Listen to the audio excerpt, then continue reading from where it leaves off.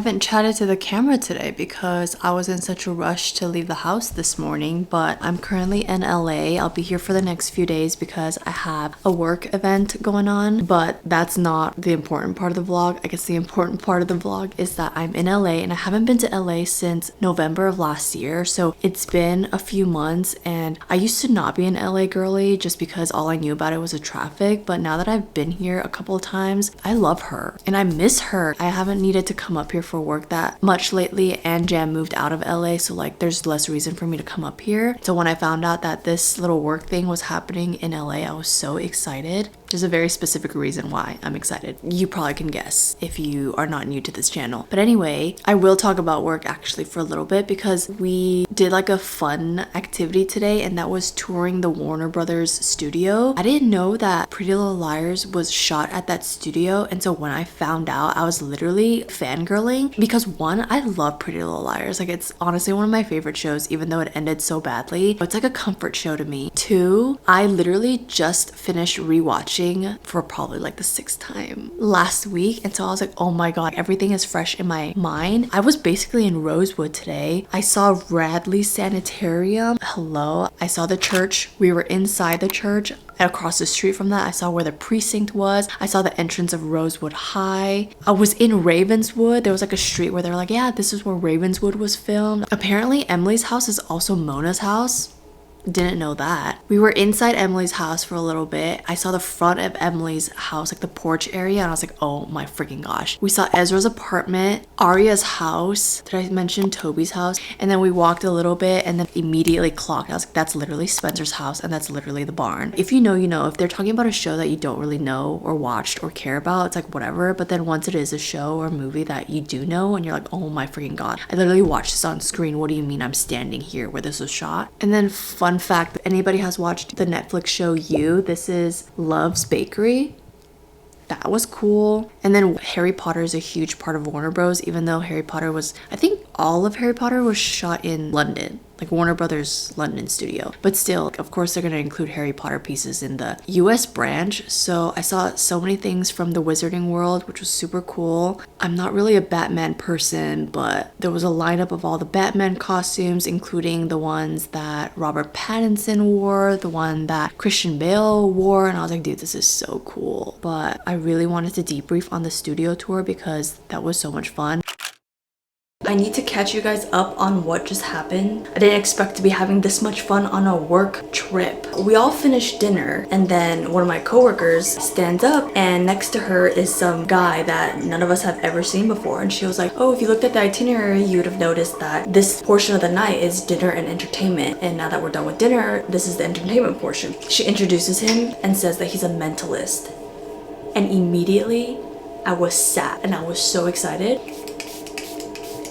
I only know what a mentalist is because I saw clips from the Basement Yard podcast. They had a mentalist on their podcast and I was like blown away by the things that he was doing. And if you don't know what a mentalist is an entertainer who simulates extraordinary mental powers. Instead of using supernatural abilities, they achieve these theatrical illusions using a blend of refined intuition, body language reading, deception, and applied psychology. So basically a fancy way of saying that they're mind readers. Kind of, but not really, because they go off of like intuition, reading people's body language, emotions. And I love stuff like this. Like, I love anything mind, body, spiritual connection kind of thing. I remember the first time I did a tarot reading, I walked into that thing like so skeptical and I walked out scared, like blown away. Anyway, so I'm super excited. The first trick that he does, basically he calls people up, he has a dice, he's instructing them, roll the dice, and then once you have a number, just keep looking at it and don't show him, and then he's basically guessing whatever that number is. He had like 3 people go do that dice thing separately and he got all of them right. And it's just so cool how he does it, because for one person, he initially asked, oh, what do you do for work? The guy who was up there was like, I'm a product manager. And then the mentalist was like, okay, what are your hobbies? The person who was up there was like, I love a lot of things, but I like music. And then the mentalist was like, okay, so you do technical work professionally, but you're still like a creative person. People who are creative typically like these types of numbers and blah, blah, blah, and like your number's 4 or whatever, something like that. And of course he was right. The second thing he did was he called somebody up, asked him to pull a blank paper, write someone who means a lot to you or someone special special in your life, write their name down, cover it, and then he was just having them do, picture the first letter of their name, picture their second letter of their name, the third letter is a consonant. I think it's just like stuff like this. Like you can, when you're up there, you subconsciously might like tense at certain things that he's saying, or like, I don't know, like maybe blink really hard or something, and like stuff like that. That's what the mentalist is picking up on. But eventually got to a point of, is the name Olivia? It was actually Oliver, so he technically got it wrong, but still, that's crazy. And naturally, even stuff like that, I'm like, oh, I wish I went up, because I would have picked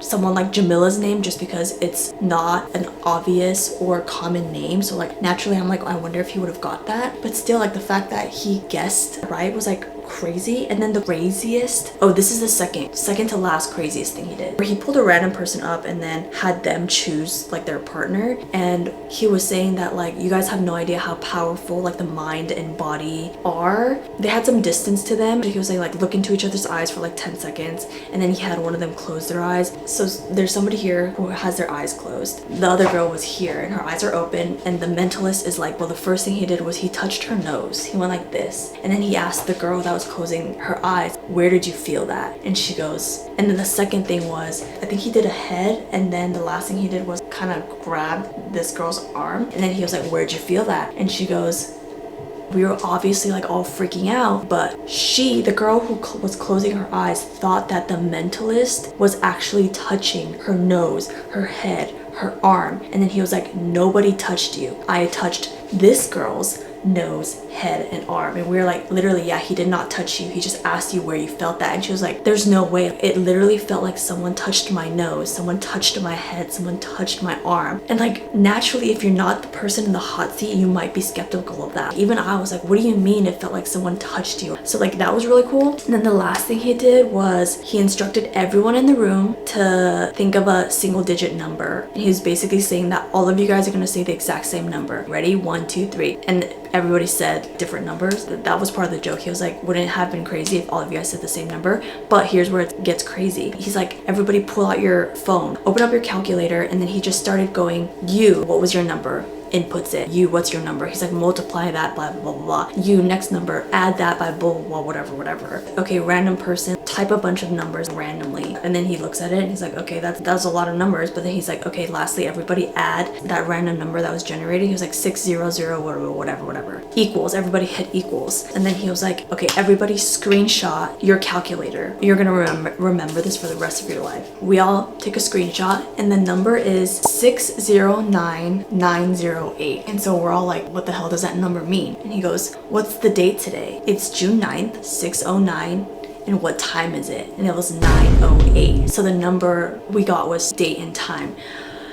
And I was like, bro, what the that was such a cool experience, especially ever since I saw those clips of the basement yard and the mentalist. Like, I've wanted to witness a mentalist in person, and so the fact that I was able to, I wish I either volunteered or like was chosen to go up there myself. Like, that's my goal now. I want to hire a mentalist at my next birthday party or something. But if you guys have never heard of a mentalist, just look it up. Look up mentalist basement yard podcast on TikTok, and you'll see clips, and it's like insane. But I had to debrief, and now I'm gonna knock out. So I'll see you guys tomorrow.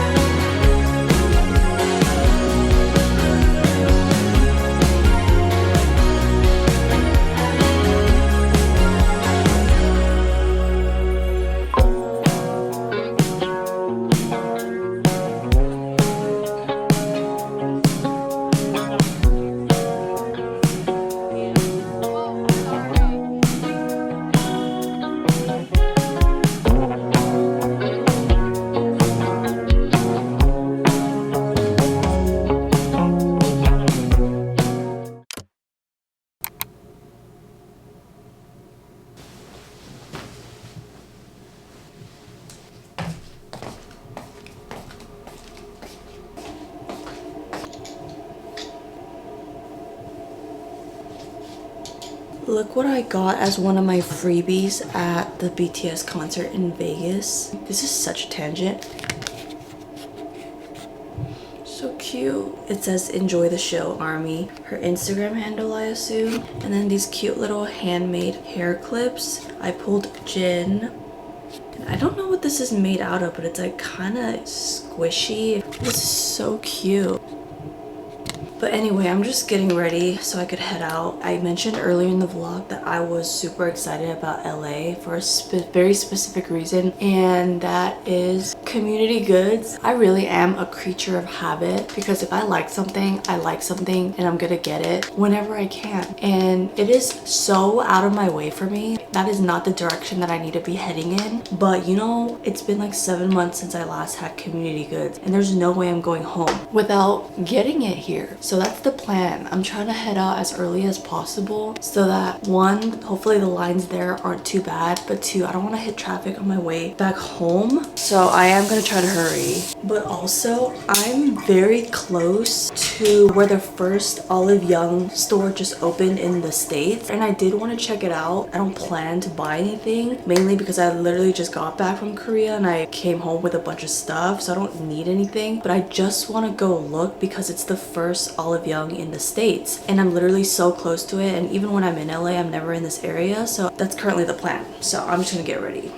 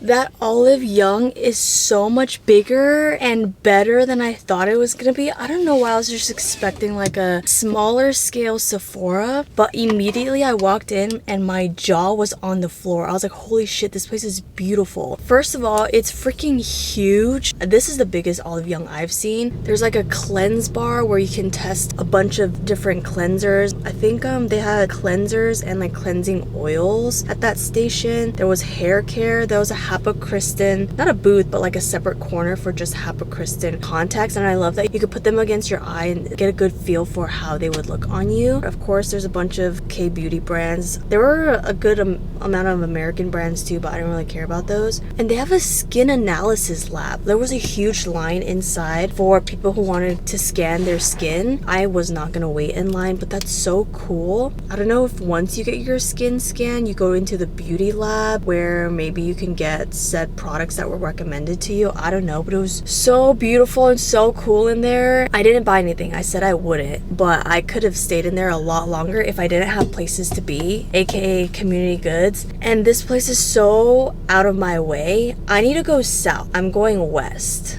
but at least I'm not going north. So it's either I start here and I drive home, or I start here and I drive home. So I'm just gonna go here and then drive home. So next up, I'm gonna grab matcha and their breakfast sliders before driving back.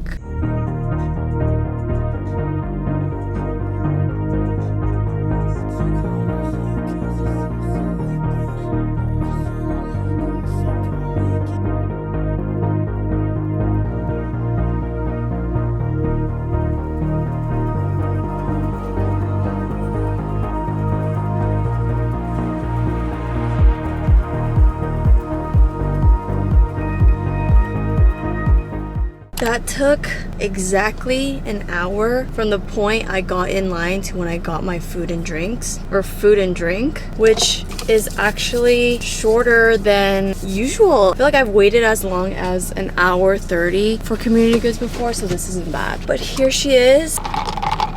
My first community goods matcha latte in like 7 months. I have to try her while she's fresh. Cheers.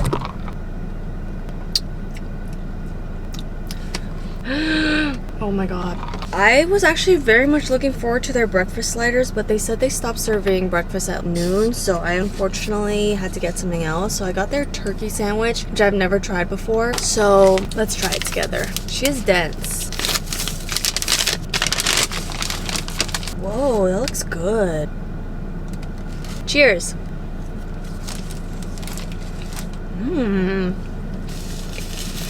It's pretty good.